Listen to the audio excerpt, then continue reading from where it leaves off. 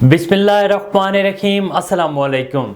A1 TV के news studio से मैं हूं अदील मुमताज़। शामिल करेंगे न्यूज़ हेडलाइंस। टेस्ट के बाद छोटे फॉर्मेट में भी शहीन उड़ना भूल गए। न्यूजीलैंड ने तीसरे T20 में भी पाकिस्तान को हरा दिया। 225 रन के हदफ के ताक़ुब में ग्रीन शर्ट्स सिर्फ 179 रन ही बना सकी। सीरीज में मेज़बान टीम को 3-0 की नाकाबिले शिकस्त बरतरी मिल गई। पाकिस्तानी बल्लेबाज एक बार फिर नाकाम। सिर्फ बाबर आजम ने 58 रन की इनिंग्स खेली। फिन एलन का one man show. Pakistani bowlers की जमकर धुलाई की। फिन एलन की शानदार सेंचुरी। 48 गेंदों में 137 रन बनाए। 16 छक्के और 5 चौके शामिल। मैदानी इलाकों में सर्दी की नई लहर। शदीद धुंध के डेरे, ट्रेनों और परवाज़ों का शेड्यूल मुतासिर। लाहौर में ऑरेंज ट्रेन का ऑपरेशन भी डिस्टर्ब। शहरियों को परेशानी का सामना। मोटरवे मुख्तलिफ मकामात पर ताहाल ट्रैफिक के लिए बंद। हद निगाह में बेहतरी के बाद M1 और 14 को खोल दिया गया।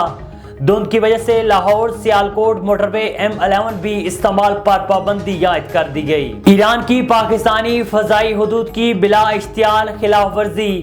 पाकिस्तान की मजम्मत। तेहरान में ईरानी वज़ीर ख़ारजा में मुतल्लिका सीनियर ओहदेदार के पास एहतजाज रिकॉर्ड कराया जा चुका। ईरानी नाज़िमुल उमूर की वज़ारत ख़ारजा की तलबी। दफ्तर ख़ारजा के मुताबिक इश्तियाल अंगेज़ी के नतीजे में 2 बच्चे जाँ बहक, 3 जख्मी हो गए। पाकिस्तान की खुद मुख्तारी की खिलाफ वर्जी नाकाबिले कबूल है।